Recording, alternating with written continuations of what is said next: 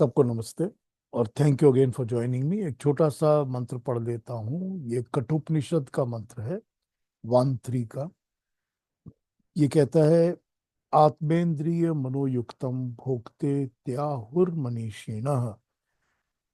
आत्मा चाहे कर्ता का रूप धारण करे या भोक्ता का,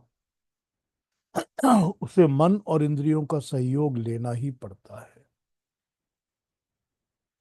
अब देखिए, कर्ता और भोक्ता, आत्मा दोनों रूप धारण करती है, कभी कर्ता का और कभी भोक्ता का। कर्ता जो कर्म कर रहा है वो करता है, जो कुछ करता है, कुछ भी जो करता है वो करता है, कर रहा है। कर्ता वो भी है जो कि मालिक है। आत्मा मालिक है। आत्मा इस शरीर की मालिक है। आत्मा ही है जो शरीर में आती है तो शरीर जीवित हो जाता है। तो आत्मा शरीर का मालिक है, आत्मा करता है और आत्मा करने वाला है, कर्म करता है, इसलिए करता भी है। और फिर आत्मा भोगता भी है। भुगतना भी आत्मा को ही पड़ता है। भुगतना भी आत्मा को ही पड़ता है। सुख और दुख जो भुगतना होता है वो आत्मा को ही भुगतना पड़ता है। जो सुख और दुख की छाप लगती है वो आत्मा पर ही लगती है। जो कष्टों की, क्लेश की, आनंद की, हर चीज की छाप, हर चीज का इम्प्रेशन, हर चीज के संस्कार सब आत्मा पर ही पड़ते हैं। तो आत्मा करता भी है और आत्मा भोगता भी है, क्योंकि भोगने वाला है। लेकिन इन सब कामों के लिए उसको मन और इंद्रियों की सहायता लेनी पड़ती है। कोई भी काम करने के लिए उसको अपने मन की सहायता लेनी पड़ती है और 10 इंद्रियों की सहायता लेनी पड़ती है। वो इंद्रियां जो कर्म इंद्रियां भी हैं और ज्ञान इंद्रियां भी हैं। इन 10 इंद्रियों की और 11वें मन की, इन 11 चीजों की उसको मदद लेनी ही पड़ती है। इसके बिना ना वो कर्म कर सकता है और ना उसका भोगना होता है। अब भोगना, आत्मा को दुख है या आत्मा को कष्ट हो रहा है, लेकिन आत्मा को दर्द हो रही है, भोगने के लिए भी तो उसको मन चाहिए ना, जो उस भोग को पहचानेगा कि हाँ मुझे दुख हो रहा है या मुझे सुख हो रहा है। और उस भोग, दुख और दुख को लेने के लिए भी तो उसको जरूरत पड़ती है इंद्रियों की, कि कुछ करेगा या कुछ होगा या कुछ बोलेगा, सुनेगा, कोई चीज तो होगी जिससे उसके मन के अंदर उसको भोग होगा, उसको इंद्रियों की आदत होगी, उसकी इंद्रियों से उसको भोगना पड़ेगा, उसको उस चीज का काम करना ही पड़ेगा जो उसको भोगना है, वो उसको मिलना ही है। तो करना भी और भोगना भी दोनों आत्मा के ही गुण होते हैं, लेकिन आत्मा को इन 11 चीजों से, मन और इंद्रियों से मदद लेनी पड़ती है, कोई भी काम करने के लिए और कुछ भी भुगतने के लिए। तो एक बड़ा सिंपल सा लेसन हम ले लेते हैं इसमें से, जो हमको भगवान कृष्ण गीता में पहले से समझाते आ रहे हैं, दूसरे चैप्टर से बताते आ रहे हैं। मन और इंद्रियों के ऊपर नियंत्रण और कंट्रोल। अगर हमारा मन नियंत्रण में रहेगा, कंट्रोल में रहेगा, अगर हमारा मन ठीक रहेगा तो हम भोगेंगे नहीं, हमारे कर्म अच्छे होंगे। करने वाली तो आत्मा है, आत्मा ही डायरेक्शन देती है। लेकिन अगर मन उसको रोक लेगा, अगर आत्मा कह रही है कि बुरा कर्म करो, कि बुरे की तरफ चलो, फिर भी अगर मन रोक ले, अब कहेंगे कि मन रुकेगा ही नहीं क्योंकि आत्मा जो कहती है वही मन करता है, ऐसा ही मन होगा। लेकिन मन तो रोक भी सकता है ना। तो अगर मन ने रोक लिया कि मन जो है वो रोक रहा है बुरा करने से, तो हो सकता है कि आत्मा की इंक्लिनेशंस जो है गलत की तरफ जाने की, वो ना हो, और उसकी इंक्लिनेशंस भी चेंज हो जाए। और फिर इंद्रियों का काम है काम करना, तो इंद्रियां तो वही करती हैं एग्जीक्यूटरी, जो कि मन उनको कहता है करो। तो ये मन और इंद्रियां जो हैं, ये हैं तो क्या कहा जाए उसको, हेल्प करने के टूल्स, एग्जीक्यूशन के टूल्स, कि जो काम बता दिया गया वो काम करने के टूल्स हैं। कि बटन दबा दिया, बटन तो दबाया आत्मा ने, क्योंकि आत्मा बटन दबाती है। बाकी तो मशीन है जो मशीन की तरह काम करेंगे। तो अगर इनको ठीक काम करवाएंगे तो ठीक प्रोडक्शन देंगे, अगर ठीक से ऑयलिंग, ठीक से काम, ठीक से मेंटेनेंस नहीं करेंगे तो सब गड़बड़ करेंगे। तो यही बात है कि अगर आत्मा जो है वो करता भी है और भोगता भी है, लेकिन उसको ये 11 चीजें, मन और 10 इंद्रियां, काम करने में हेल्प करती हैं, भोगने में भी और कर्म करने में भी। तो ये भोग और कर्म जो दोनों है ना, ये आत्मा करती है। क्योंकि हमने तो उस आत्मा को लेकर ही तो दोबारा जाना है, अपने साथ रखना है ना। आत्मा ही तो हमारी है जो हमारे साथ रहेगी, हमेशा ही रहेगी। तो वो आत्मा ही अगले शरीर में जाएगी तो फिर उसी तरह बिहेव करेगी, फिर वो उसी तरह से कर्म करेगी कर्ता की तरह, और फिर उसी तरह से भोगेगी। क्योंकि उसके ऊपर जो भोग होंगे वो लिखे होंगे, उसको आने ही पड़ेंगे, मिलने ही पड़ेंगे। कर्म फल होंगे वो सारे के सारे बन जाएंगे। तो आत्मा को भोगने से, बुरी चीजों के, दुख के, कष्ट के भोगने से मुक्त करने में भी मन और इंद्रियां बहुत ज्यादा इंपॉर्टेंट हो जाती।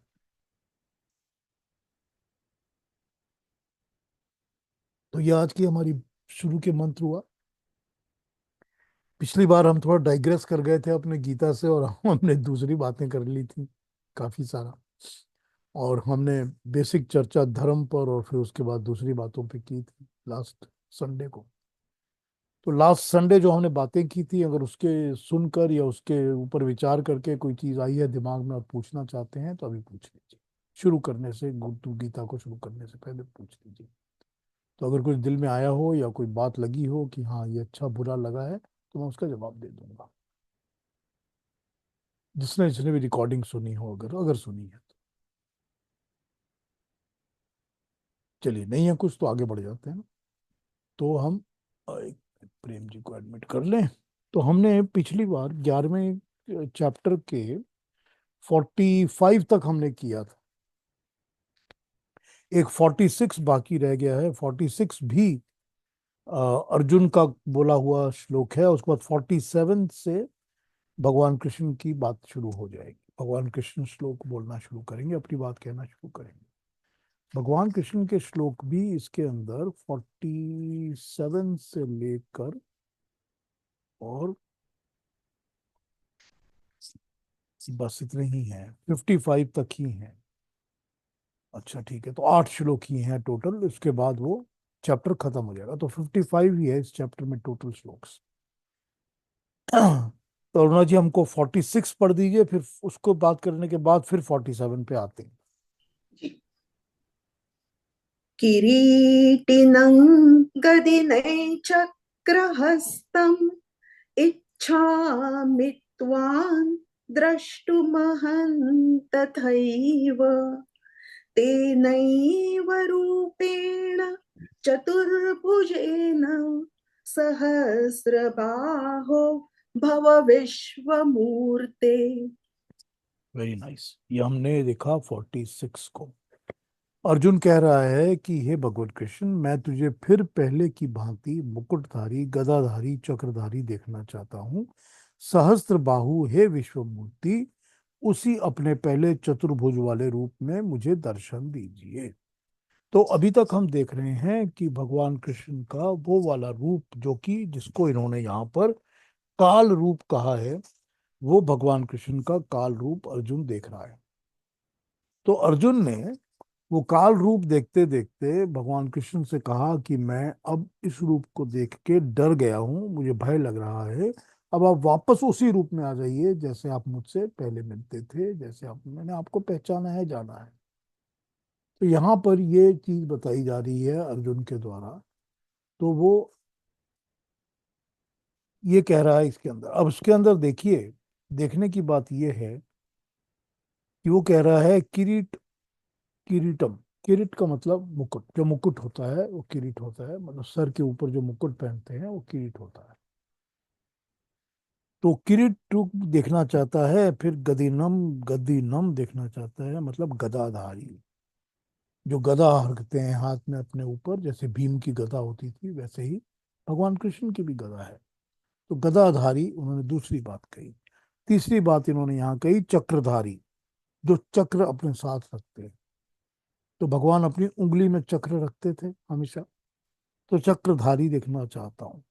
हे सहस्त्र बाहु विश्व मूर्ति।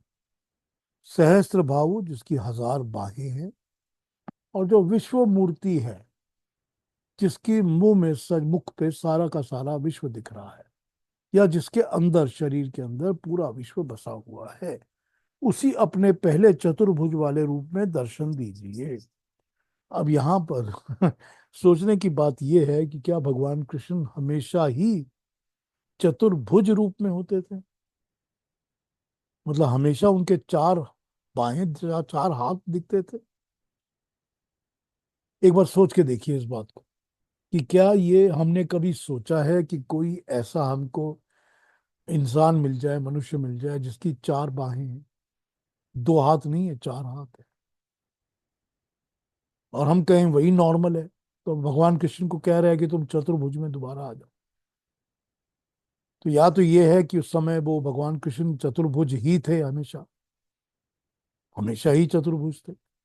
तो जिसको आप रोज देखते हो एक ही तरह से, तो फिर आपको सरप्राइजिंग नहीं लगेगा कि चतुर्भुज है वो। अब मुकुटधारी भी थे, गदाधारी भी थे, चक्रधारी भी थे, तो उनके पास हमेशा गदा भी रहती थी, मुकुट तो पहनते ही होंगे, और चक्र भी रहता था उंगली में हमेशा। तो ये एक डिस्क्रिप्शन है इसमें जो कि वो दे रहे हैं भगवान कृष्ण का। लेकिन हम सोच सकते हैं कि इस तरह से इसमें बात की गई है कि it looks a little little different, but है तो वही। चलिए 46 की बाकी ट्रांसलेशंस देखता हूँ, फिर इसके ऊपर बात करता हूँ फिर दोबारा से।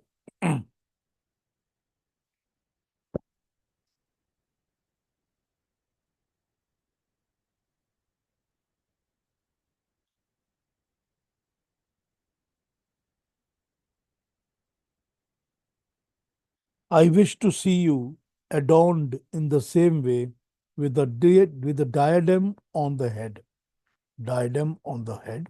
holding a mace and a discus in 2 of your hands. Mace, gada, discus, chakra.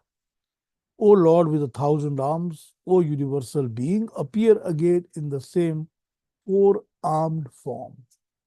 4 arms वाले फॉर्म में दोबारा अपीयर होइए।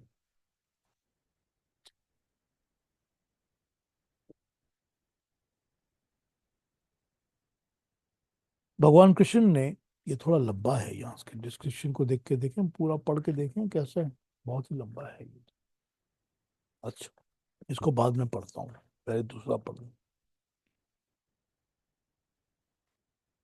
46 कहता है, आपको मैं वैसे ही मुकुट, गदा और चक्र धारण किए देखने की इच्छा रखता हूँ। इस कारण हे विराट रूप वाले परमात्मा, उस चतुर्भुज रूप को धारण कीजिए।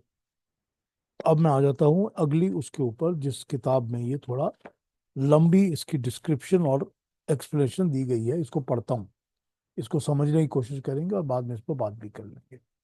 श्री कृष्ण चंद्र जी ने अर्जुन को अपने 3 रूप दिखाए हैं। एक तो द्विभुज सखा के रूप में, द्विभुज सखा के रूप में। द्विभुज मतलब 2 बाहों वाला, हमारे आपकी तरह जिसके सबकी 2 बाहें होती है, वो द्विभुज सखा के रूप, जिसमें अर्जुन उनके साथ साधारण मनुष्य के समान उठता बैठता खेलता था। इस रूप के साथ उनका वही संबंध था जो हर देहधारी अपने शरीर से होता है, अर्थात कर्म साधक रूप। जो दूसरा उनका रूप है चतुर्भुज रूप, जिसके साथ भगवान कृष्ण जी का साध्य साधक रूप का संबंध था। तीसरा परमात्मा का विराट रूप, जिस रूप के साथ कृष्ण चंद्र जी का उपास्य उपासक रूप संबंध था, जिसकी ओर हम इस अध्याय में तीसरे श्लोक की व्याख्या में बता चुके हैं।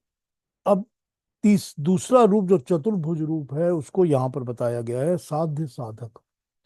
मतलब जब उनको अपना कोई काम करना होता था भगवान कृष्ण को, तो वो अपने 2 हाथों की जगह अपने 4 हाथों से काम लेते थे, या उनके 2 हाथ भी 4 हाथ की तरह काम करते थे, ये समझा जा सकता है।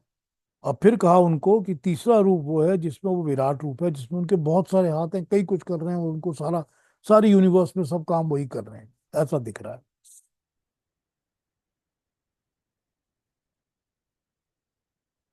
वैसे वस्तुतः अभिमान की निवृत्ति के लिए महापुरुष प्रभु के प्रलयकारी रूप का स्मरण किया करते हैं।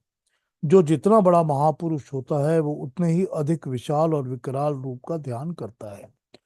श्री कृष्णचंद्र जी महाराज अपने युग के मानव राष्ट्र के नेता थे। इसलिए अभिमान निवृत्ति के लिए जिस विराट रूप का नित्य चिंतन करते थे उसका साक्षात्कार उस दिन योग बल से उन्होंने अर्जुन को भी करा दिया। अर्जुन को कृष्ण तो दिख नहीं रहे थे, विराट पुरुष का ही दर्शन हो रहा था। जैसे सम्मोहन शास्त्र के जानने वाले जिसको सम्मोहित करते हैं उसे कहते हैं कि तू बिल्ली है, तू म्याऊं करना शुरू कर, तो वैसे ही वो करना शुरू कर देता है। तू हाथ नहीं उठा सकता, तो वो बड़ा पहलवान भी हो तो भी अपने हाथ नहीं उठा सकता। सो इस प्रकार से योग निद्रा में अर्जुन चिल्ला कर कह रहा है कि आज तो आप सहस्त्र बाहु तथा विश्व मूर्ति बन गए हैं, मुझे कुछ और दिख नहीं रहा। ये भगवान का रूप आप मेरे कल्याण के लिए दिखा रहे हैं, परंतु मैं तो सत्वहीन होता जा रहा हूं। अब अपने इस उपास्य रूप को, जिसके कारण आप ही मुझे सहस्त्र बाहु दिखने लगे हैं, मेरे सामने से हटा लीजिए और अपने द्विभुज चतुर्भुज रूप पे मेरे सामने वापस आ जाइए। तो क्या बात हुई? बात वही हुई कि इतनी देर तक हम ये समझ रहे हैं कि जैसे हिप्नोटाइज्ड कोई होता है, ये तो यही बता रहे जैसे कोई हिप्नोटाइज्ड होता है, वही किसी तरह से एक योग निद्रा के भाव में उनको ले जाकर उस तरह से अर्जुन को भगवान कृष्ण ने अलग अलग दर्शन कराए। तो जैसे हिप्नोटाइज तो इस इंसान को कह देते हैं कि तू बिल्ली है, तू म्याऊं कर, तो वो म्याऊं करने लगता है क्योंकि वो हिप्नोटाइज होता है। तो इसी तरह से अर्जुन को जो रूप दिख रहा था वो देखकर उसको घबराहट हो गई है, तो वो अब वो उसको मांग रहा है कि मुझे अपना नॉर्मल रूप दिखाइए। अब चतुर्भुज रूप कौन सा है ये स्पष्ट करते हैं। विष्णु का चतुर्भुज रूप पुराणों में वर्णन किया गया है। श्री कृष्ण जी को विष्णु के अवतारों में गिना गया तो बहुतों ने उन्हें पूर्ण कला अवतार भी कहा हुआ। सो विष्णु के चार भुजा समझ में आने से कृष्ण भगवान के चार भुज चतुर्भुज रूप में समझ में आ जाएगा। परंतु इसको समझने के पहले विष्णु शब्द के अर्थ को समझना आवश्यक है। शतपथ ब्राह्मण में लिखा है यज्ञो वही विष्णु, अर्थात विष्णु नाम संगठन का है। हर संगठन की चार भुजाएं होती हैं। जो भी संगठन होता है उसको विष्णु कहते हैं। तो संगठन, कलेक्टिव संगठन, जब एक ग्रुप बनता है, हम जैसे एक संगठित होते हैं, ग्रुप में बैठ जम जाते हैं सब एक साथ, तो उसको हम कहते हैं हम संगठन में हैं, हम एक ग्रुप हैं, हम जुड़े हुए हैं, हम एक साथ काम कर रहे हैं, हमारा पर्पस एक ही है। तो जब एक ही पर्पस होता है, एक ही दिशा होती है, एक ही तरफ चलते हैं, तो संगठन होता है। तो शतपथ ब्राह्मण कहता है यज्ञो वही विष्णु, विष्णु का नाम संगठन है। और संगठन अच्छे कर्म करने के लिए, जो कि जन कल्याण अच्छा कर्म करता है। तो संगठन जो होता है उसके चार भुजाओं का भी वर्णन किया गया है शतपथ ब्राह्मण में। वो भुजाएं क्या होती हैं? एक होती है शंखधारिणी, अर्थात किसी महान उद्देश्य के लिए सबको इकट्ठा करने के लिए, उस महान उद्देश्य से जो घोषणा करनी पड़ती है, अनाउंसमेंट्स करनी पड़ती हैं, वो होता है शंखधारी। शंख ध की आवाज करके लोगों को, सबको बुला लिया जाता है, तो वो हो जाता है शंखधारी। तो वो शंखधारी एक हो गया, जो कि पहली भुजा। दूसरी भुजा हो गई चक्रधारी, अर्थात उस उद्देश्य का सबका पहुंचाने के लिए जिन तक घोषणा पहुंची है उन्हें उस स्वीकार किया तथा तीव्र गति से इकट्ठा करने के लिए उत्तम चक्र अर्थात तीव्र यात्रा के साधन जुटा लेना। तो यहाँ चक्र सिर्फ वो नहीं है जो कि गला काट देता है, चक्र वो है जो कि इकट्ठा करता है, यानी कि सर्कल ऑफ इन्फ्लुएंस। वो सर्कल जो आपका है वो सर्कल भी यहाँ पर चक्र है, तो उसको चक्रधारी भी होना चाहिए।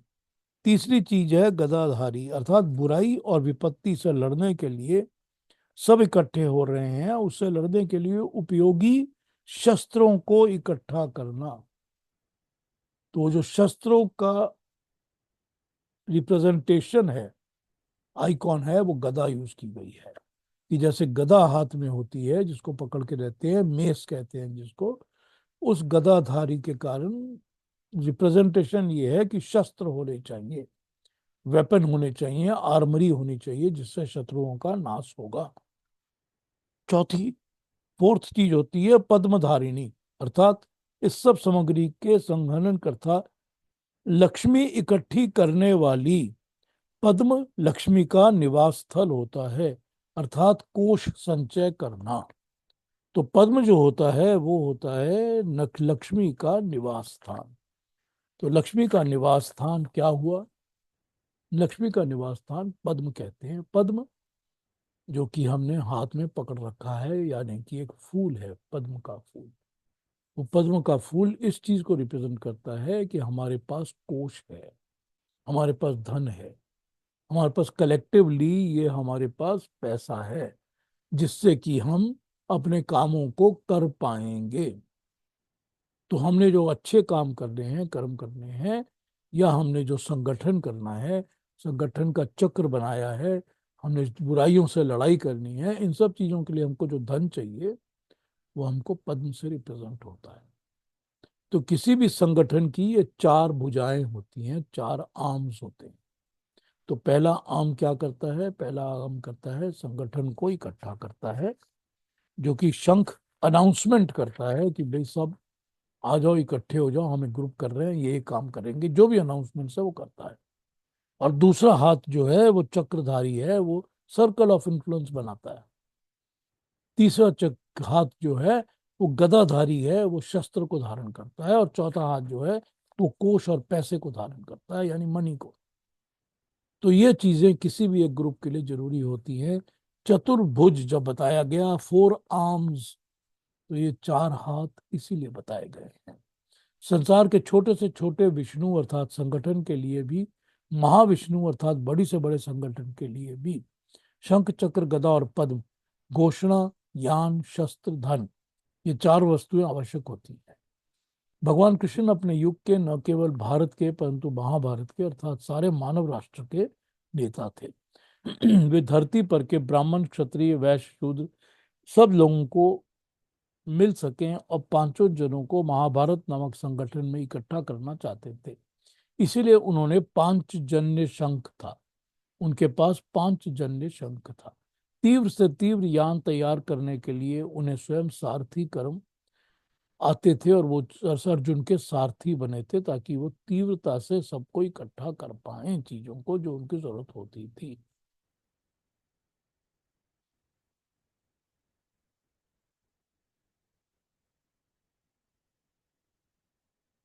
ठीक है।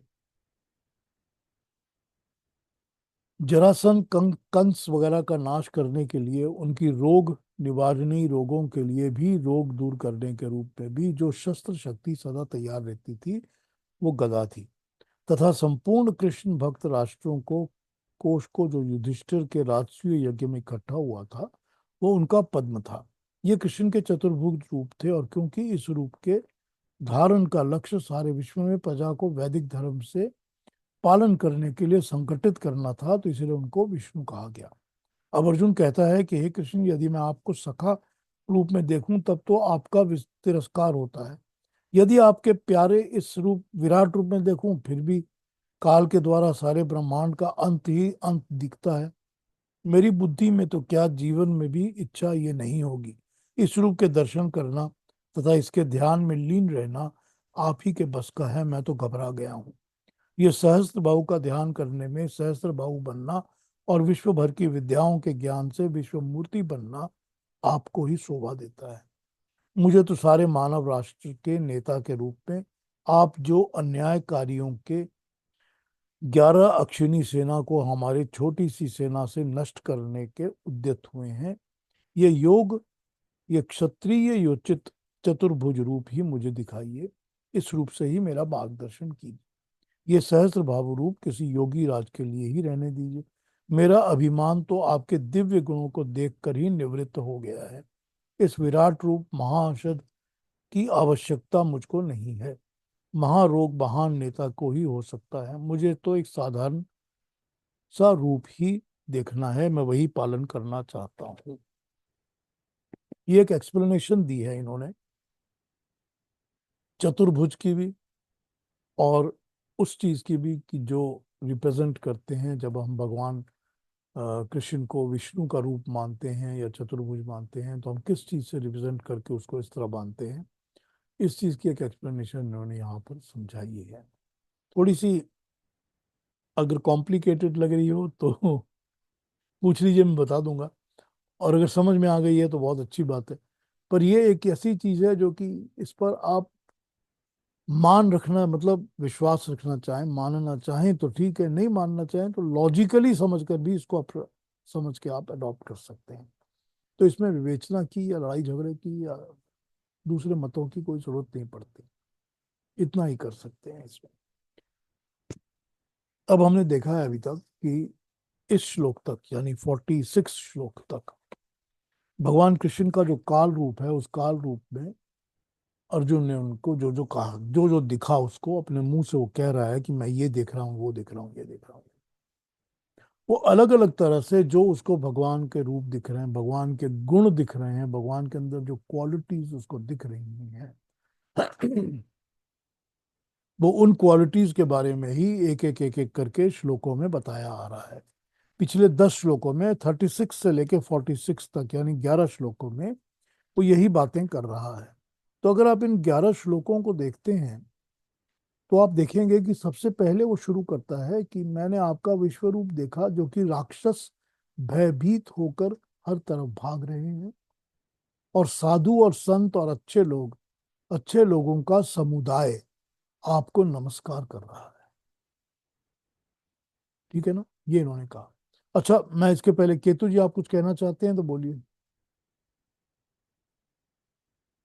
कहिए केतु जी। One second. या अ, मैं ये समझना चाहता हूँ कि ये जो चतुर्भुज का तो मैंने पहली बार जाना है इस गीता के द्वारा। तो ये क्या ये फिजिकल रिप्रेजेंटेशन है कि इट्स सिंबॉलिक रिप्रेजेंटेशन? नहीं, तो फिजिकल मैं रिप्रेजेंटेशन तो हो कंफ्यूजन नहीं है। सकती। फिजिकल रिप्रेजेंटेशन को तो हम समझ नहीं सकते या मान नहीं सकते ना। तो अगर हम ये मानेंगे कि कोई इंसान, कोई मनुष्य ऐसा पैदा हुआ था, जन्म लिया था, जिसका जन्म लेने के साथ साथ जिसके 4 हाथ थे, 4 हाथों के साथ ही जन्म लिया था उसने, तो फिर आप कहेंगे कि हमेशा वो 4 हाथ वाला ही था, तो हमने तो उसको हमेशा 4 हाथ के साथ ही देखा है। अब हम देखते तो हैं, कोई इंसान एक्स्ट्रा टो के साथ पैदा हो जाता है, कि उसका हाँ, एक पैर में एक एक्स्ट्रा टो होता है, हाथ में एक एक्स्ट्रा अंगूठा होता उंगली। है। ये तो हम देखते हैं यहाँ होता है। तो हो सकता है कि तब 4 हाथ वाला भी कोई पैदा हो गया हो, ऐसा हो सकता है। तो ये कृष्ण भगवान चतुर्युग चतुर्भुजी थे, तो 4 हाथ के साथ पैदा हो गए। तो फिर उसका रेफरेंस हर जगह आ जाना चाहिए। फिर उसका रेफरेंस जहां भी भगवान कृष्ण की बात होती है, सारे महाभारत के अंदर, हर जगह उनका वो चतुर्भुज वाला रेफरेंस आ जाना चाहिए। राइट। ठीक। तो या तो आप इस तरह समझ लीजिए इसको, अगर आप फिजिकल लेना चाहते हैं तो। लेकिन है तो ये समझना, हमको तो यही समझना पड़ेगा कि ये सिंबॉलिक ही लेना पड़ेगा ना हमको।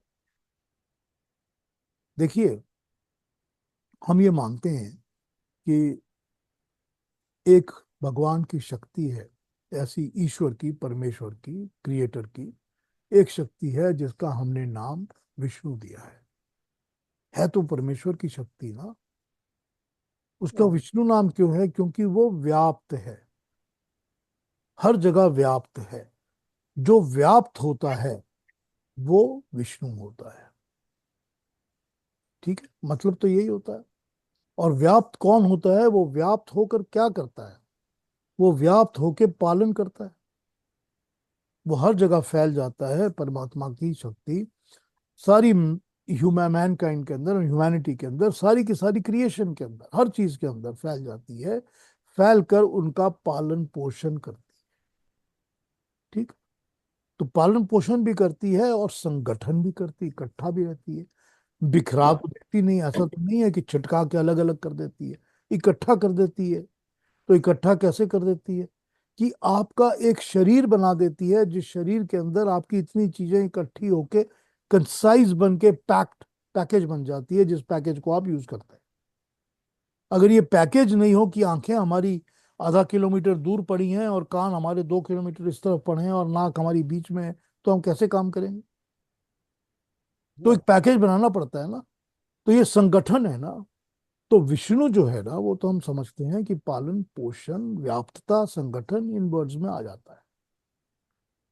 अब अगर हम कहें कि उस विष्णु का एक अवतार आ गया है जिसको हम भगवान कृष्ण कहते हैं, तो ये भी तो एक हमारे कॉन्सेप्ट की ही बात है ना, कि भाई वो कोई शक्ति है, शक्ति का अवतार कैसे होगा? तो उसमें भी वो शक्ति हो सकती है कि उसमें वो गुण हो।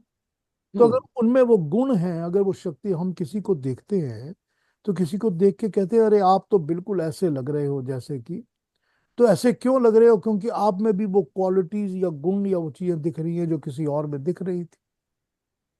तो फिर हम उसको कंपेयर करते हैं। तो या तो ये समझ लें कि भगवान कृष्ण में भी वही गुण हैं सारे जो कि भगवान श्री विष्णु के अंदर हैं। तो अगर वो गुणों के भी हम समझ लेते हैं तो हम समझ लेते हैं कि उनके अंदर वो गुण हैं। तो या तो हम फिजिकली उसको इस तरह कंसीव करें जैसा आपका क्वेश्चन है, और या सिंबॉलिकली इस बात को समझें। ठीक है ना?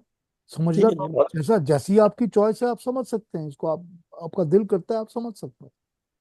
आप कह सकते हैं नहीं हमने तो बचपन से यही सुना हुआ है कि उनके चार हाथ थे, चार हाथों के साथ ही पैदा हुए थे, हर जगह चार हाथ लेके ही चलते थे। चलिए ठीक है, मेरे को कोई ऑब्जेक्शन ही नहीं है, आप जैसा समझना चाहें समझ। लेकिन हमको तो कंसीव कर, अपने समझ के लिए तो हमको समझना पड़ेगा ना। राइट।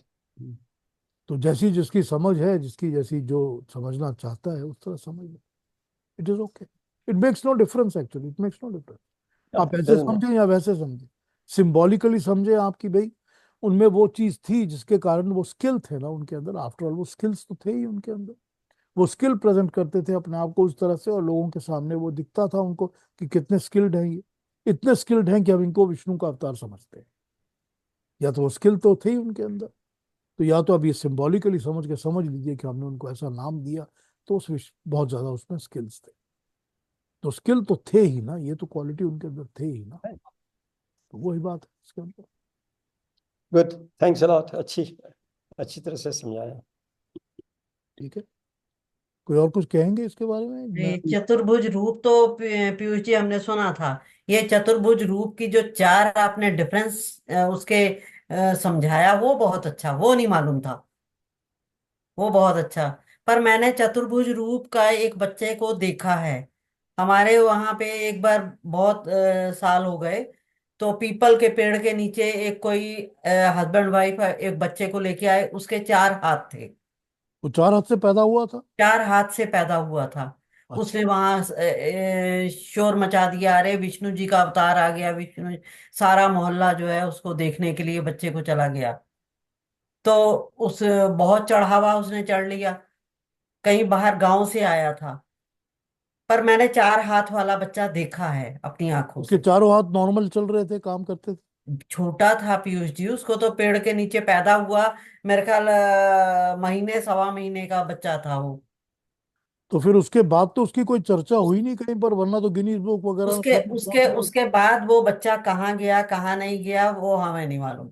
लेकिन मैंने देखा है, चार हाथ उसके थे। तो नेचुरल थे या कि जोड़ के लगाया हुआ था कुछ? नहीं नहीं। क्योंकि आपको लग नेचुरल थे। रहा, आपको लग रहा नेचुरल था थे, कि, कई लोगों ने छू के भी देखा उसको। अच्छा ठीक, तो भगवान जाने कुछ। फिर ये तो आंसर हो गया, आंसर हो गया कि फिजिकली पॉसिबल भी है। हाँ। ठीक है, कोई बात नहीं, हो सकता है, हो सकता लेकिन आपने है बहुत पॉसिबल। अच्छा इसका समझाया। शंख का चार जो उसके हाथ चतुर्भुज के थे, हाँ, बहुत अच्छा। वो बहुत बढ़िया था। हाँ। पहली बार इसने डिटेल में समझा। हम्म। देखिए विष्णु जो है, जब वो ये पता था कि संगठित, उनके चिन्ह है बस, जब वो उसका संगठित मीनिंग नहीं करते पता था। हैं, जब वो संगठित करते हैं, तो अपने शरीर को हम संगठित देखते हैं तो हमको पता चलता है कि हमारा शरीर एक पैकेज बॉडी है।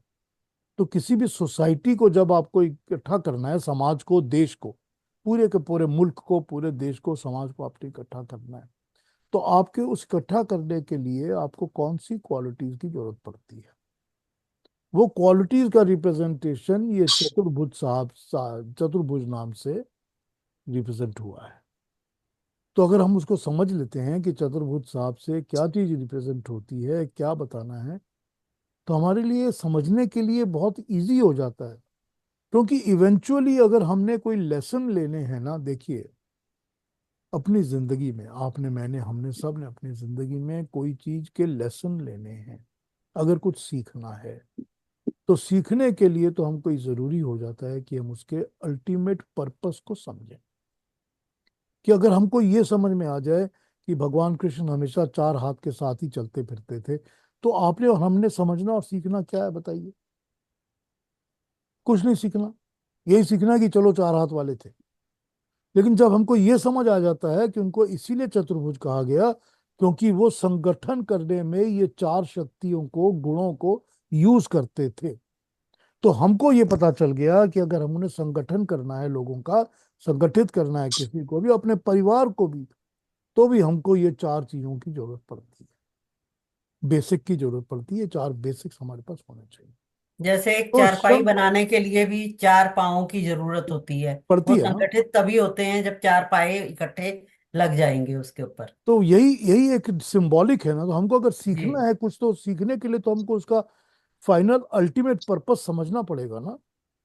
तो उसी मैसेज को समझाने के लिए ही तो ये समझाया जा रहा है ना कि क्या होता है, कि संगठित करने के लिए चतुर्भुज का मतलब क्या होता है, कि ये उसके चार अलग अलग स्किल्स हैं जो कि इकट्ठे होने चाहिए, तो हम उसको चतुर्भुज कहते हैं। हाँ जी डॉक्टर साहब, आप कुछ पूछना चाहते हैं? ऐसा है कि कई लोगों के जैसे अक्षर अंगूठा हो जाता है या उंगली हो जाती है, लेकिन आप देखेंगे वो काम नहीं करती। और क्या नाम है उसका, ऋतिक रोशन के हैं ना, हम्म। दो थंब है, और हम्म। वो दोनों थंब काम नहीं करते। एक जो लटका हुआ है वो ऐसे ही है। तो कई बार तो लोग ऑपरेशन करा के हटवा लेते हैं। हटवा देते। मैंने भी देखा लेकिन कई होंगे। और दूसरे है कि अगर आपने कभी सर्कस में देखा है, वहां पे ये कई बार चलता है कि भी इस पिंजरे में एक बच्चा है जिसके या दो सिर हैं या वो हैं, लेकिन बच्चा कभी बड़ा होके कभी नहीं, किसी ने देखा कि बाजार में चलते हुए चार बाजू वाला है। तो एक तो है कि इल्यूजन क्रिएट कर सकते हैं हम किसी भी तरीके से। अब तरीके मुझे नहीं मालूम, लेकिन लोग करते हैं। तो चार बच्चों वाला जो सर्वाइवल है वो बहुत कठिन है, एटलीस्ट मेडिकली स्पीकिंग। लेकिन सिंबॉलिक आप कहें कि भी वो तो ऐसा लगता है कि उसके छह आंखें हैं, क्योंकि जिधर भी करो वो देख लेता है। इसका अर्थ ये नहीं हुआ कि छह आंखें हैं, लेकिन वो इतना अटेंटिव है, वो आदमी इतना इधर उधर देख लेता है कि हर एक चीज पकड़ लेता है। तो हमारी समझ के लिए तो ये अच्छा है कि हम इसका जो अंदर का मतलब है ना छुपा हुआ, वो उस सिंबॉलिक है। मतलब को ही हम समझें और मतलब को समझ के ही अपने जिंदगी में इसको अब अडॉप्ट करें या अपनाएं। ठीक है ना? तो और भी कुछ कहेंगे कोई? Anybody wants to say anything about this? तो मैं आपको ये बता रहा था कि 36 से लेकर 46 तक, ये 11 श्लोकों में जो भगवान कृष्ण ने बातें की हैं, जो उन्होंने, सॉरी, अर्जुन ने जो बातें की हैं भगवान कृष्ण के लिए, जो उनके विराट रूप को देखता है और विराट रूप को देखकर उसके बारे में बात कर रहा है, तो वो कहता है 36 से वो शुरू करता है, जिसमें वो पहला ही कहता है कि आपका रूप देखकर जो राक्षस लोग हैं, बुरे लोग हैं, वो भयभीत होकर भाग जाते हैं। तो नंबर पहला देख लीजिए आप, फर्स्ट, कि ईश्वर का जो रूप रियल होता है ना, जिस भी मनुष्य के मन में पाप होता है, अगर उसके मन के पाप के अंदर ईश्वरीय ज्योति चमकती है तो उसको डर लगता है पाप करने से। उसको पहले ही पता चल जाता है कि मैं पाप और गलत काम ना करूं। ठीक, यही डर है ना। तो वही जो कह दिया इन्होंने कि जो राक्षस लोग हैं वो आपके रूप को देख के भय से भाग जाते हैं। वो भाग जाते हैं क्योंकि वो सच्चाई को फेस नहीं कर पाते, वो रियलिटीज को फेस नहीं कर पाते, वो उस रह सच्चे रूप को धारण करके समझ नहीं पाते, क्योंकि वो डरावना लगता है उनको। वो ईश्वरीय रूप है, वो उनका परमात्मा का वो रूप है जो कि बुरों को डराता है। और दूसरा उन्होंने बताया कि जो साधु और संत और अच्छे लोग हैं, सिद्ध लोग हैं, ज्ञानी लोग हैं, उनका समुदाय आपके निकट आकर आपको नमस्कार करता है। तो वही बात कि बुरा तो डर से भागेगा, मगर जो बुरा नहीं है वो आपके पास आएगा और आपको पास आके आपको नमस्कार करेगा, परमात्मा को नमस्कार करेगा। कितनी सिंपल सी बात बताई है ना, ये समझ में आती है ना सबको, ये सभी को समझ में आ जाती है कि ये एग्जैक्टली यही होता है जो ईश्वर के जानने वाले हैं उन लोगों को। फिर ये कहते हैं कि आप देवताओं के स्वामी हैं। ठीक, ये तो है ना, जितने भी दिव्य गुण हैं, जितने भी दिव्य शक्तियां हैं, देवता वो होता है जिसमें दिव्य गुण होता है, जिसमें दिव्य शक्ति होती है, और जो कुछ ना कुछ हमको देता है, मैनकाइंड को, सारी दुनिया को, सारी सृष्टि को, सारी क्रिएशन को जो कुछ देता है। सूर्य देवता है, सूरज देवता है, क्योंकि सूरज के अंदर गुण है, उसके अंदर दिव्य शक्ति है, एक्स्ट्रा पावर्स हैं, और वो हमको रोशनी देता है, धूप देता है, इतना कुछ देता है, वो देवता है। हर एक चीज जो देवता है वो उसके अंदर कोई दिव्य शक्ति है, शक्ति वो जो परमात्मा ने उसको दी है। तो ऑब्वियसली इन शक्तियों का स्वामी परमात्मा है। तो देवताओं के आप स्वामी हैं, आप जगत का आधार है, आश्रय है, जगत आपके सहारे ही टिका हुआ है। ये सारी क्रिएशन जो है ये आपके सहारे टिका हुआ है। आप अविनश्वर हैं, सत हैं, असत हैं, और उसके परे भी सब कुछ आप ही हैं। तो सत जो है, असत जो दिखता नहीं है, जो नहीं है, हमको पता नहीं है, जिसका है पर हमको पता नहीं, तो जो है वो तो सब सत है, जिसकी सत्ता है, जिसकी एग्जिस्टेंस है, जो भी चीज जिसकी सत्ता है, एग्जिस्टेंस है, वो सत है। और जो असत, हमको पता ही नहीं जिसका, वो असत है। जिसकी सत्ता नहीं है वो असत है। तो वो भी सब कुछ और अविनश्वर, आपका विनाश कभी नहीं हो सकता, परमात्मा का कभी विनाश हो ही नहीं सकता। ऑब्वियसली परमात्मा का विनाश नहीं हो सकता, तो अविनश्वर भी आप ही हैं। और सत्य और असत्य, इन सब से परे जो कुछ है, इसके बियॉन्ड भी जो कुछ है, वो भी आप ही हैं। यही बताया ना उन्होंने कि इसके बियॉन्ड भी सब कुछ आप ही हैं। तो परमात्मा तो हर चीज में है भी, और सब चीज से परे भी है। यही तो हम पढ़ते आते हैं ना कि हर कण कण में ईश्वर है, सब में परमात्मा है, मगर इनके बियॉन्ड, इनके परे भी परमात्मा है। ठीक, हमारी आत्मा है, हमारी आत्मा हमारे शरीर के अंदर है। तो हमारी आत्मा हमारे शरीर के अंदर है, लेकिन इसके बियॉन्ड तो कहीं नहीं है ना। परमात्मा हर कण में है, लेकिन इनके बियॉन्ड भी वही है, परमात्मा ही है। हमारी रीच तो है नहीं कहीं और जाने की, ईश्वर की, परमेश्वर की रीच है, वो हर जगह है। आप पुरातन पुरुष हैं, आप विश्व का परम आधार हैं, आप परम धाम हैं, आप ही ज्ञाता हैं, आप ही ज्ञेय हैं। विश्व का विस्तार आप ही के द्वारा फैलाया हुआ है। ये सारे गुण अर्जुन गिना रहा है भगवान कृष्ण के, जब वो ईश्वर को देख रहा है। आप यम हैं, आप अग्नि हैं, आप वरुण हैं, आप वायु हैं, चंद्र हैं, प्रजापति हैं, प्रपितामह हैं, आप ही हैं। तो ऑब्वियसली जो चंद्र, अग्नि, वायु सब कुछ हमको पता है, जितनी इतनी शक्तियां हमको पता है, वो सारी शक्तियां उस एक ईश्वर के द्वारा बनाई हुई सब चीजें हैं। इनको ही वो याद कर रहा है, इन्हीं को बता रहा है बात। फिर वो कह रहा है कि आपको हम हर तरफ से नमस्कार करते हैं, क्योंकि आप हर जगह हैं, हर जगह आप हैं। तो ऑब्वियसली जो भी ऐसा है जो सर्वव्यापक है, जो हर जगह व्याप होता है, वो सर्वव्यापक वही तो परमात्मा है ना, वो हर जगह है ना। ये तो कहा नहीं जा सकता ना कि वो सिर्फ ईस्ट में बैठा है या सिर्फ साउथ में बैठा है, ऐसा तो हम कह नहीं सकते। वो परमात्मा सर्वव्यापक है, हर तरफ है। तो जब वो हर तरफ है, तो आपका हर तरफ मुख है, और आपके उस मुख को हम हर तरफ से नमस्कार करते हैं। आपकी शक्ति अनंत है, ठीक, अनंत शक्ति, जिसके पावर की कोई लिमिट ही नहीं है, उसकी शक्ति की कोई सीमा नहीं है, कोई एंड नहीं है, एकदम अनंत शक्ति है उसके अंदर। आपका बल अपार है, वही अनंत शक्ति और बल अपार। आप हर जगह हो, क्योंकि आप सर्वव्यापक हो। सब कुछ आप ही के द्वारा हो रहा है, आप ही परमात्मा हर जगह हो। आप चर और अचर जगत के, मूवेबल एंड इमूवेबल, जो नहीं हिलता, चर और अचर जगत के आप ही पिता हो। आप संसार के पूज्य हो, आप ही सच्चे गुरु हो। तो जब हम ईश्वर की ही भक्ति करते हैं तो हमको तो ईश्वर ही गुरु समझ में आना लगता है ना, वही हमारा सच्चा गुरु है। गुरुओं का गुरु भी तो वो ईश्वर ही है ना, आप ही सच्चे गुरु हो। आपसे अधिक तो कोई हो ही नहीं सकता, क्योंकि आपके बराबर ही कोई नहीं है। तीनों लोग आप ही के समर्थ से चलते, बनते, बिगड़ते, रहते, टिकते, सब कुछ आपके समर्थ से होते हैं। आप, आपके काया के आगे मैं साष्टांग प्रणाम करता हूँ। आप ही पिता हो, आप ही सब कुछ हो। एंड में आके वो देवताओं के देवता दोबारा कहते हैं, जगत का निवास, जगत का निवास, जगत जो है वो आपके अंदर ही निवास करता है। और फिर उसके बाद तो वो सहस्त्र बाहु विश्वमूर्ति चतुर्भुज पे आई जाते हैं। तो इस तरह से अर्जुन करीब 37-38 अलग अलग क्वालिटीज गिना के भगवान कृष्ण का स्मरण करता है यहाँ पर।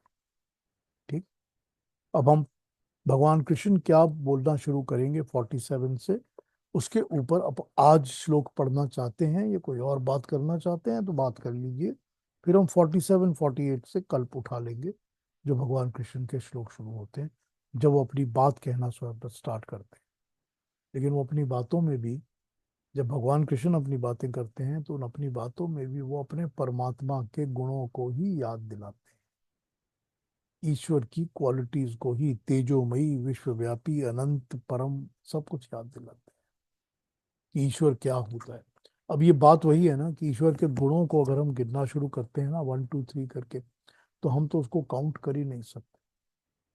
उन गुणों का तो कोई हमारे पास काउंट है ही नहीं। हम एडजेक्टिव्स कितने बुलाना चाहें, कितनी बातें बतानी चाहें ऐसे, जो कि उनके उनके कर्मों के बखान करती हैं कि परमात्मा ऐसा भी है, वैसा भी है, ये भी है, वो भी। वो अनंत है ना, हरि अनंत, हरि कथा अनंत। उनकी बातों का कोई अंत अंत तो है ही नहीं परमात्मा की बातों का। तो वही बातें करेंगे, ये इतने थोड़े थोड़े थोड़े थोड़े करके क्वालिटीज को गिना गिना के हमारे अंदर भक्ति का भाव जगाया गया है कि तुम परमात्मा को याद करो, इस तरह याद करो, परमात्मा को यूं याद करो। तो 10th चैप्टर में भी उन्होंने यही बताया था कि मेरा विश्व में किस तरह मैं सब जगह व्याप्त हूँ। 11th में भी उसको थोड़ा पर्सोनिफाई करके और एग्जाम्पल के साथ समझाया हमारे को। खैर, अब आप कुछ पूछना बोलना चाहें तो बोल सकते हैं, फिर हम भगवान कृष्ण की बात कल शुरू करेंगे। आज करेंगे तो फिर वो थोड़ी सी बात होगी, फिर कल कैरी और करना ही पड़ेगा उसको। कहिए, जो भी कहना चाहते हैं, you can open your mic and you can talk to me और you can ask me anything. कुछ और पूछना हो तो पूछ लीजिए, कुछ समझना हो तो समझ लीजिए, मैं समझने पूछने के लिए तैयार हूँ।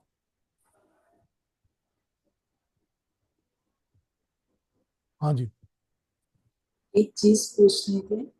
हाँ जी अलका जी।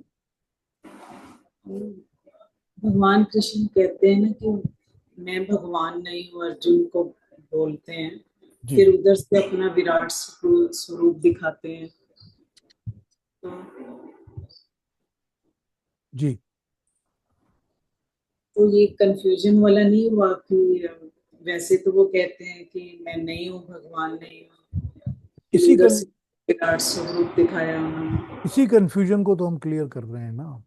हम तो इसी को समझाने की कोशिश कर रहे हैं कि जब देखिए, मैं आपको अगर किसी चीज की थ्योरी समझा रहा हूँ, अगर आप क्लासरूम में बैठे हैं मेरे साथ, मैं आपका टीचर हूँ, प्रोफेसर हूँ, मैं आपको किसी केमिस्ट्री की थ्योरी समझा रहा हूँ।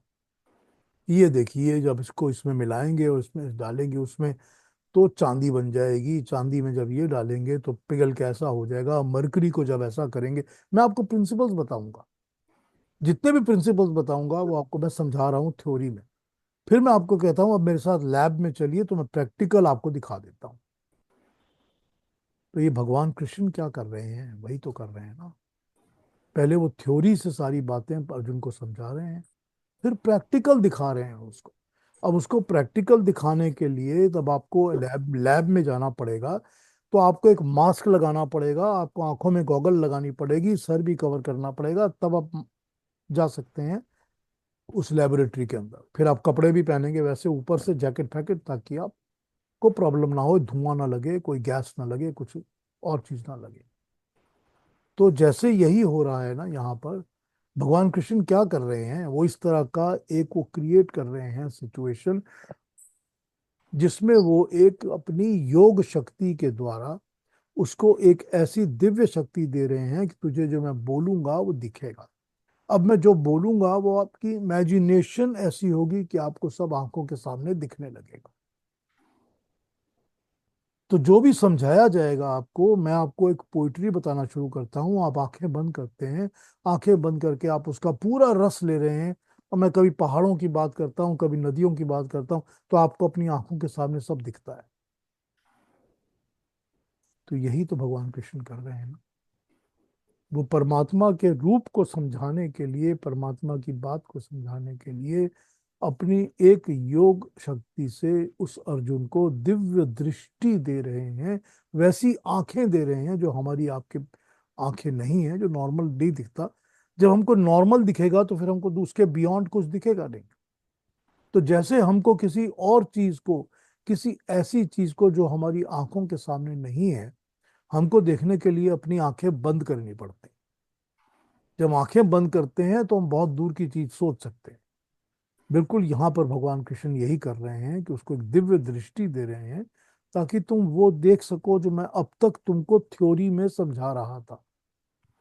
तो अभी तक तो वो थ्योरी समझा रहे थे, अब वो अपना प्रैक्टिकल समझा रहे हैं। समझा तो वो एक ही बात रहे हैं ना कॉन्स्टेंटली, कॉन्ट्राडिक्शन तो है ही नहीं कोई यहाँ पर।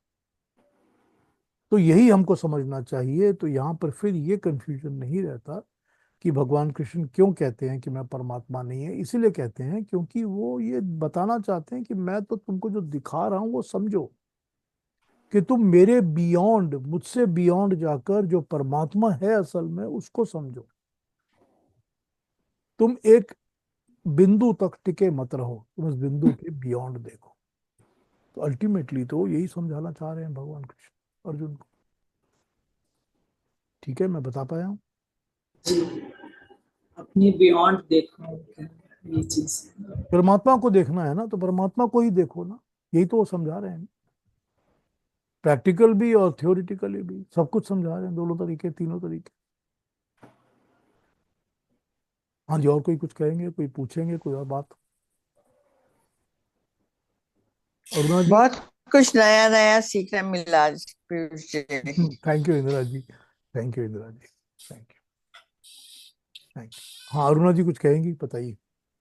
जी, मेरा तो सवाल इस अध्याय के बारे में नहीं है। ये अध्याय तो मुझे बहुत अच्छे तरह से समझ में आ रहा है। लेकिन मेरा सवाल था जो आपने शुरुआत में जो मंत्र पढ़ा आज कठोपनिषद का, तो उसके बारे में क्या मैं पूछ सकती हूँ? बिल्कुल पूछ सकती हैं, पूछिए। जो आपने उसमें बताया कि आत्मा कर्ता भोक्ता होता है, तो मैं ये मानती हूँ, ये मुझे आपको पूछना है कि क्या मेरा ये सोचना सही है या नहीं है। मैं ये मानती हूँ कि पूरी हमारी जो स्पिरिचुअलिटी की फील्ड है, स्पिरिचुअलिटी के बारे में जो हम बातें कर रहे हैं, उसका जिस्ट जो है वो आज आपने बता दिया उस मंत्र में, कि आत्मा को अकर्ता, अभोक्ता कैसे हम बना सकते हैं, कैसे उस लेवल तक जा सकते हैं, इसकी पूरी हमारी ये कोशिश जारी है। ये मेरा पहला मानना है। तो ये मैं आपसे पूछना चाहती हूँ कि ये क्या मेरा मानना सही है। और बिल्कुल मेरा ठीक। पार्ट टू ये है, क्वेश्चन टू ये है कि इसकी जो हमारी कोशिश जारी है, इसके लिए महर्षि पतंजलि जी ने जो अष्टांग योग की स्टेप्स बताई है, यम, नियम, आसन, प्राणायाम वगैरह, उसमें जो अल्टीमेट स्टेप है समाधि की, क्या वो अकर्ता अभोक्ता की जब हमें अचीव होती है, क्या इज इट इक्विवेलेंट टू समाधि? These are my two questions. Thank you Aruna ji, बहुत बहुत अच्छा पूछा है आपने, बहुत अच्छा पूछा है आप।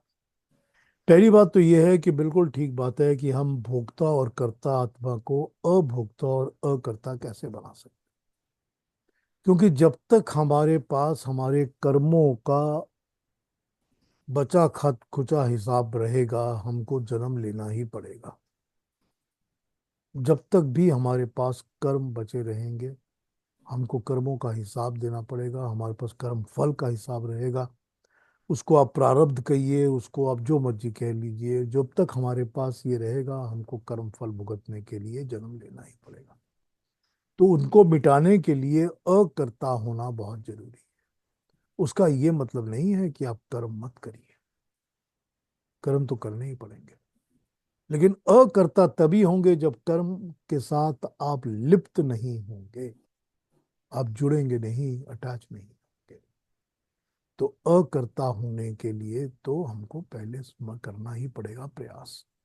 जब अकर्ता होना में सफल हो जाएंगे तो अभोक्ता अपने आप हो जाए, फिर भुगतने को कुछ बचेगा ही नहीं। और भोग करने के लिए कोई चीज रहेगी नहीं कि मैं भोग कर रहा हूं, ये भावना खत्म हो जाएगी। जब भोग की भावना खत्म होगी कि मैं कोई चीज अपने लिए भोग नहीं कर रहा, मैं तो परमात्मा का काम कर रहा हूं, मैं समाज का कल्याण कर रहा हूं, मैं ईश्वर की शक्ति का एक्सटेंशन हूं, मैं तो वही कर रहा हूं जो ऊपर वाले की मर्जी है, तब क्या होगा? तब ये भोग की जो भावना होती है वो खत्म हो जाएगी। तो जब भोग की भावना भी खत्म हो जाएगी, कर्मों के कर्ता कर्मों के फल भी खत्म हो जाएंगे, तो अकर्ता अभोक्ता। और इन दोनों के लिए भी बहुत जरूरी है कि आपको मन और इंद्रियों का सहारा लेना पड़ता है। इसके बिना तो हम अकर्ता अभोक्ता शरीर धारण करके तो हो नहीं सकते। बिना शरीर धारण किए अब कुछ खो भी नहीं सकता, हमको शरीर धारण करना ही पड़ेगा, तभी हम अभोक्ता अकर्ता होंगे।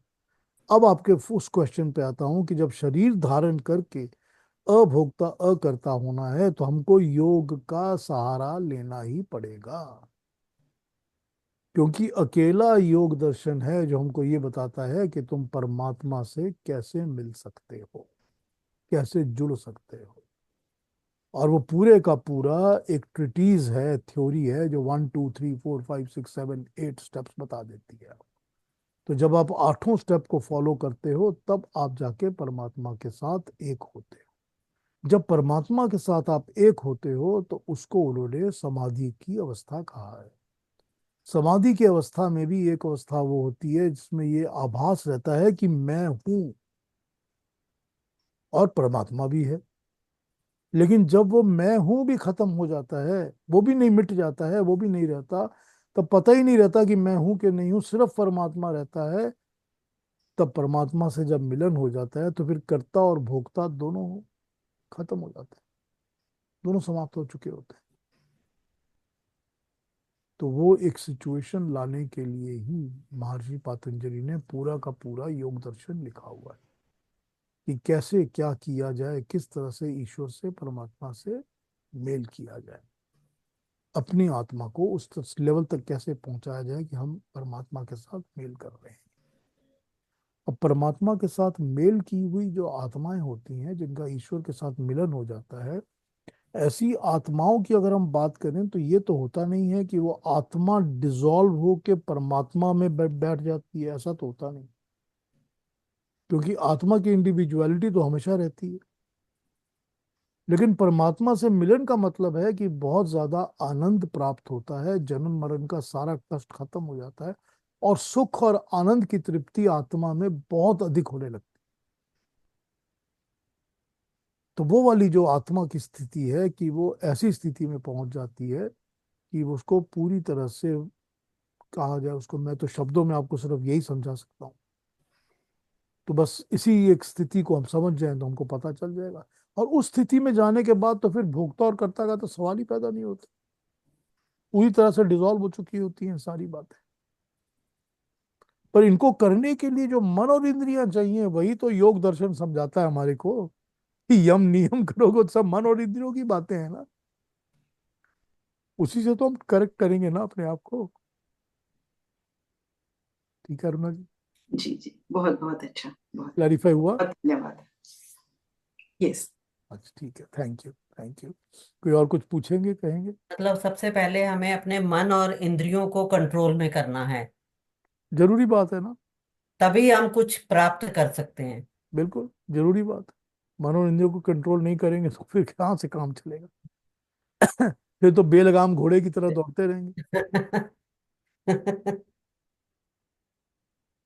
हाँ जी, और कोई कुछ कहेंगे, कुछ पूछेंगे, कोई बोलेंगे?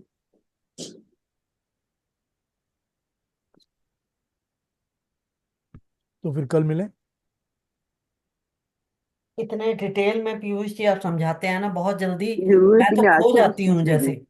हाँ जी। मैं क्या आज से तो समझाया, उसको पूछने की जरूरत नहीं, सीधा दिमाग में घुसता है। हम्म। और बड़ी अच्छी चीज बताई है, पता नहीं था मैं। चक्र गदा पदम का मतलब डिटेल नहीं पता था, बस ऐसे लगता था कि उनके चिन्ह है बस। चिन्ह का कोई रीजन होता है ना, नहीं नहीं, वो रीजन नहीं पता था ना, वो आपने बहुत अच्छे से तो डिटेल में समझना, वो समझा दिया। समझना चाहिए, वो समझने के हाँ बाद ही तो हमको बात पूरी अच्छी लगती हाँ, है। वो फिर उसमें आनंद आता है ना, मजा आया। तो फिर कल मिलते हैं, कल आगे ठीक कैरी है ऑन जी। करेंगे 48 श्लोक से जो भगवान कृष्ण बात कर रहे हैं, फिर उनके और गुणों की नमस्कार जी। बातें होंगी। अपना ध्यान रखिए, कल ज्वाइन करिए सब। Thank you very much for joining me, और सबको नमस्कार।